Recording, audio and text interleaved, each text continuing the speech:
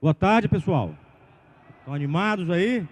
A greve 17, 18, 19. Quero saudar a todos. E, de forma bem objetiva, fazer uma contextualização, porque explicar aqui as últimas negociações estaria desfocado se a gente não fizer um breve resgate do processo. Nós sabemos que com a nossa heróica greve de 2011, nós conseguimos avançar na implementação de um terço, ou seja, nós conseguimos implementar um terço na rede estadual de ensino. Apenas das 27 unidades da federação, apenas 6 cumprem um terço da jornada para atividades desta classe. É o Ceará, Pernambuco, Acre, Distrito Federal, Mato Grosso e o outro estado agora não me recordo. Então isso foi fruto da greve, do processo de negociação posterior à greve. Um outro avanço foi em relação à PVR, a parcela variável de referência, que deu um ganho remuneratório significativo para os professores graduados, tendo em vista os baixos salários que recebiam, embora precise ainda avançar muito o salário dos professores de modo geral, inclusive do professor graduado. Mas conseguimos a implementação da PVR. Um outro avanço importante foi em relação à lei da ampliação definitiva de carga horária.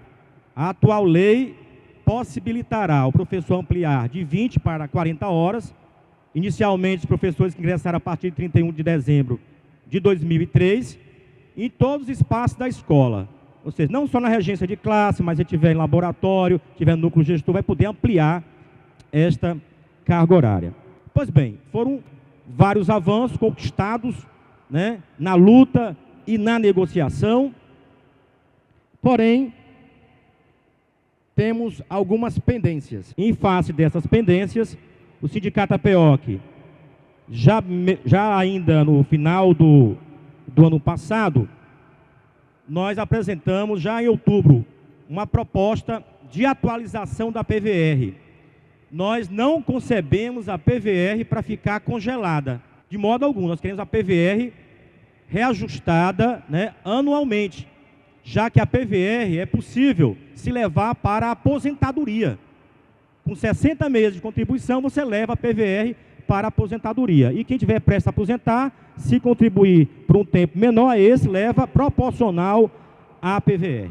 Então o sindicato fez a proposta de atualização da PVR, adotando o índice do piso para todos e um ganho maior para o professor que estava embarreirado, que está embarreirado, principalmente o professor especialista 12, que está lá há 4 anos esperando a progressão, porque tivemos as progressões e chegamos ao final da classe do professor especialista. Do mesmo modo, do professor temporário. A PVR do professor temporário é muito baixa e nós queremos que ela melhore. Daí apresentamos a proposta com um ganho significativo da PVR para o professor temporário, que foi uma conquista já ter incluído também o PVR no ganho, aliás, o temporário no ganho da PVR, que foi uma grande discussão na mesa de negociação. Mas nós queremos aumentar essa PVR. Essa proposta foi apresentada na mesa de negociação, com a SEDUC, a PEOC, e a SEDUC comprou a proposta de atualização da parcela variável conosco, mas qualquer assunto de carreira, qualquer secretaria, antes de levar diretamente para o governador, tem que discutir com o CEPLAG, onde centraliza a política de servidores, e com a Cefaz. E isso foi feito. A secretária levou a proposta que saiu da mesa, né, no consenso, a proposta da PEOC passou na mesa, apresentou a Cefaz, mas a Cefaz não homologou a proposta. Em face, o argumento utilizado pela Cefaz é que aquela proposta ultrapassava os 80% dos recursos do Fundeb. Ora, nós já sabíamos do comprometimento dos recursos do Fundeb quando da implantação de um terço, evidentemente, que teve que contratar, quando da implantação da PVR e de outros ganhos, porque nós temos um lema, nós queremos o dinheiro do Fundeb na carreira. Quem gosta de abono é governo, que o abono é hoje, não é amanhã.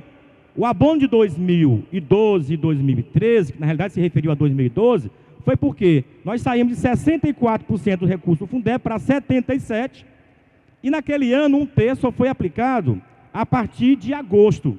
Portanto, os custos com o terço só ocorreram a partir de agosto. E a PVR só foi implantada em outubro. Portanto, teve essa economia que foi possível se fazer o rateio. Mas, de modo algum, e sob nenhum argumento, o sindicato aceita, a categoria aceita, o congelamento da parcela variável de referência. A partir desse impasse, na mesma negociação, impasse porque já saiu da esfera de decisão da Secretaria da Educação, porque aí a outra secretaria, e Cefaz, que homologa, não homologou a proposta, nós buscamos uma audiência com o governador do Estado. Já no mês de janeiro, o sindicato APEOC protocolou uma pauta com as pendências, chamada pauta emergencial de reivindicações. Esse documento, ele é composto, na realidade, de 3 partes. Primeiro, a pauta emergencial, os eixos da campanha salarial 2014 e a pauta nacional. Eu queria me deter aqui mais em relação à pauta emergencial de reivindicações. O documento tem apresentação, introdução, e a pauta é toda fundamentada, justificada e explicada. Primeiro ponto, o benefício alimentação para os professores contratados por tempo determinado. É vergonhoso que o governo do Estado do Ceará negue o benefício alimentação para os professores contratados por tempo determinado. Isso é um ponto de nossa pauta já reiterada junto ao governo do Estado do Ceará. É inconcebível que um professor que trabalhe 40 horas, temporário, da mesma forma que um professor efetivo de 40 horas, seja excluído, né, do recebimento do benefício alimentação. Então nós fizemos, né, registramos esse ponto de pauta, que inclusive nas negociações de 2012, na Secretaria de Educação, a Secretaria sinalizou que reduziria o custeio da SEDUC para incluir o benefício alimentação e atender a pauta dos professores contratados por tempo determinado. Isso, infelizmente, não ocorreu. Fora isso, a pauta histórica do sindicato APEOC, quem vem acompanhando a luta há muito tempo, sabe que é da universalização do benefício alimentação. Essa é a nossa pauta. Porém, de forma emergencial, nós estamos querendo, no mínimo, de imediato, que o governo faça a correção, faça a atualização do teto e do valor do benefício alimentação. Porque nós tivemos algo absurdo. Agora encontrava com o professor, e esse professor nos relatou o que nós já colocamos aqui, está aqui na pauta. Não foi aplicado os 5,7% da revisão geral, os míseros, no teto do benefício alimentação, nem mesmo no valor, o que gerou uma perda remuneratória. O que é isso?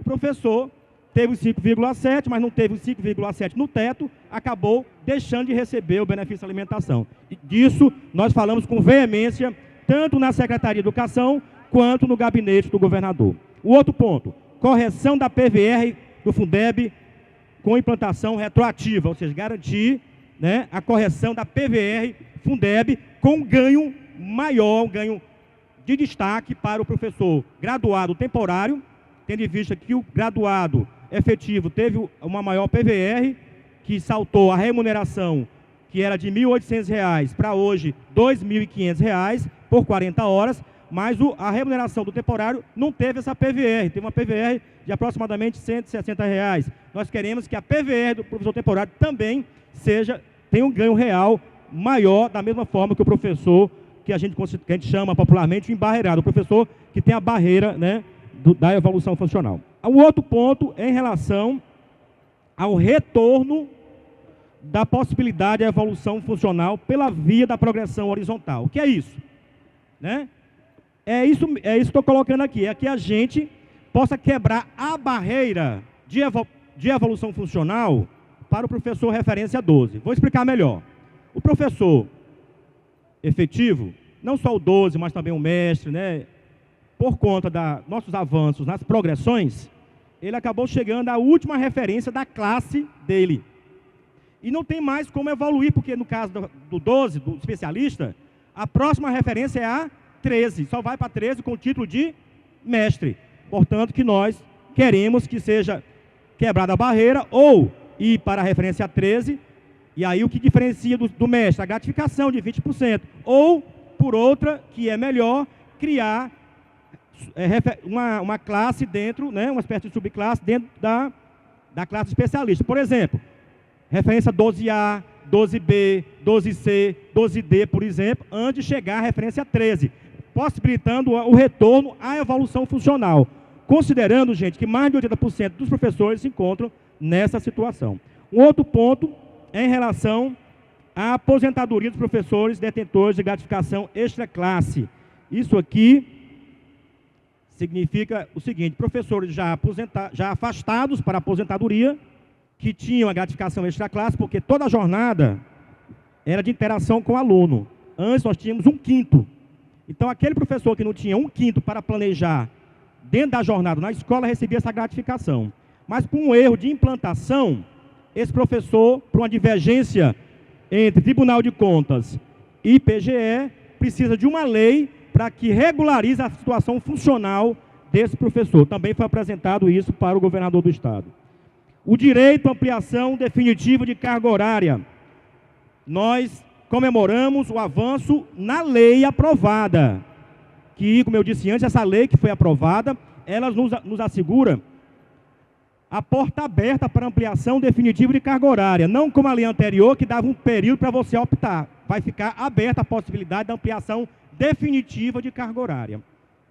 E, além disso, não vai ser restrita apenas à regência de classe, vai poder se ampliar em outros espaços da escola e até mesmo na CRED, na SEDUC. Sobre isso, na última rodada de negociação com a secretária de Educação, foi dito, porque essa minuta do projeto de lei, a instrução normativa, já passou por um debate com o sindicato APEOC, nós chamamos uma plenária com o pessoal de ampliação, fizemos sugestões, apresentamos as sugestões à SEDUC, foram acolhidas as sugestões, né, que além da avaliação, ter uma autoavaliação e, além disso, garantir a prioridade da ampliação na própria escola que o professor está, dentre outras sugestões colocadas pelos professores que pleiteiam a ampliação definitiva, que foram acolhidas no decreto, na instrução normativa, que já se encontra finalizado. A parte da SEDUC e da APEOC na negociação foi concluído. Esse projeto de decreto, né, essa minuta do decreto, melhor dizendo, se encontra na PGE para que o procurador despache com o governador do estado e assine esse decreto. Da mesma maneira, foi constituído na última reunião um grupo para estudar ampliação para as pessoas que entraram antes de 31 de dezembro de 2003, porque a lei beneficia quem entrou a partir de 31 de dezembro de 2003. Um outro ponto, e aí eu tenho um informe importante para dar, que é histórico. Infelizmente, há uma demora na assinatura dos atos de estabilidade. Todo mundo que foi efetivo sabe disso. Porque é um ato que vai da escola para CRED, SEDUC, CEPLAG e gabinete do governador, que aí é o nó. Se antecipando a isso, o sindicato APEOC, ainda no ano passado, na negociação com a Secretaria de Educação, colocamos o problema e pedimos que eles se antecipassem a essa situação, criando o cronograma, agilizando desde a escola. De fato, foi agilizado na escola, na CRED, na SEDUC, mas da CEPLAG em diante a coisa começou a andar devagar. E aí, no documento entregue tanto ao governador, como também já tratado na audiência com a secretária, os processos, grande parte dos processos já se encontram no gabinete do governador. Poucos na CEPLAG, pouquíssimos, porque é de acordo com o termo do estágio probatório. Poucas pessoas estão com o processo da SEDUC. A maioria está no gabinete do governador, que ontem, informação agora, primeira mão para vocês, ontem foram assinados os atos de estabilidade dos professores, né, cujos processos de conclusão do estágio probatório se encontravam no gabinete do governador. Portanto, centenas de professores, não sei precisar, mas aproximadamente de mais de 1.000 a 2.000 professores tiveram os atos de estabilidade assinados e em contato com o gabinete do governador, né, a informação é que a publicação sairá na próxima semana, né? Com grande possibilidade de sair segunda-feira, mas para não ficar aí, né? Na próxima semana, a publicação dos atos de estabilidade, já fruto da mobilização, da pressão, da negociação que nós estamos exercendo sobre o governo do estado do Ceará. Um outro ponto em relação à convocação de todos os aprovados no concurso público. O concurso, o resultado estava previsto para hoje, né? Ontem, né? 12, né? Para ontem, mas por CESP acabou que adiou para segunda-feira, 17, e já vai sair o ato de homologação do concurso. O que é isso? A homologação do concurso já é o resultado em diário oficial, né, confirmando os aprovados, e a partir daquela data, como vocês sabem bem, é que é contado a vigência do concurso. Portanto, na audiência com a secretária de Educação, nós também cobramos a convocação de todos os aprovados, não só dos classificados, mas dos classificados, ou seja, daqueles que foram aprovados, além do número de vagas, para melhor usar o vocábulo correto. E foi colocado que haveria convocações, né, de todos os aprovados, e da mesma forma que o concurso anterior, né, a possibilidade de convocar acima do número de vagas era grande, tanto em relação às desistências das pessoas aprovadas, ou por não ter condição de assumir, porque não tem ainda habilitação, ou questão não ter sido aprovada. Além disso, cogitou-se a possibilidade de abertura de novas vagas para a implementação. Então, um outro ponto correndo aqui, desculpem, é que são vários itens, é a questão da regulamentação de um terço em lei. Nós conquistamos um terço, é fato. Isso faz parte do nosso patrimônio de direitos, mas é preciso que isso esteja na lei. E na ocasião, nós colocamos isso em alguns pontos, mas na última audiência, em algumas audiências foi colocado isso, mas na última audiência, a secretária já deliberou para que o coordenador jurídico, o Aldísio, preparasse uma minuta do projeto de lei já para colocar na lei um texto da carga horária, que embora tenha na lei federal, a lei estadual ainda reza 1/5, nós queremos que coloque lá um texto para isso ficar totalmente seguro e pacificado. Foram esses, assim, de forma genérica, em relação ao pagamento das progressões, nós conquistamos as progressões, foi implantado na folha do mês passado, e o pagamento retroativo começa a ser a partir do próximo mês, né? Sai a partir do próximo. E é importante colocar isso, né? Das dificuldades encontradas atualmente no Tribunal de Contas do Estado, você vem acompanhando, né? Já entrando as disputas políticas aí, né? No próprio tribunal, pelo menos na minha avaliação. Então foi dito isso, dito essa questão, foi tratado também a pauta dos funcionários, ou seja, do pessoal, dos profissionais da educação não docente, né? E aqui nós temos a Guerrilde, que participou da negociação. Nós, no Estado, como exemplo da maioria dos estados, não tem um plano de carreira específico dos profissionais da educação. Os nossos profissionais que atuam na escola não docente é vinculado a um plano geral de servidores. Nós queremos um plano específico. E nesse primeiro momento nós fizemos uma proposta de adequação da tabela salarial, incorporando a complementação salarial, gerando um ganho para o servidor, né, da escola, a merendeira, o auxiliar de serviço, o auxiliar administrativo. Isso foi apresentado e a secretária, como isso envolve outras secretarias, porque o pessoal ADO, que é o agente, né, operacional, e o ANS, esse pessoal não tem só na educação, tem em outras secretarias. A secretária ficou de viabilizar uma audiência com o Eduardo Diogo, da CEPLAG, para tratarmos esse ponto. Um outro ponto foi a gratificação por serviço relevante do pessoal lotado na Secretaria de Educação, que recebeu essa gratificação e foi alterado, e agora nós queremos que seja colocado para que eles possam levar, inclusive, para a aposentadoria. Portanto, senhores, vimos aqui que graças à nossa luta, à nossa mobilização, conseguimos avançar. E se continuarmos lutando, pressionando o governo, sem dúvida alguma, avançaremos mais. Vamos lá. Valeu, Reginaldo.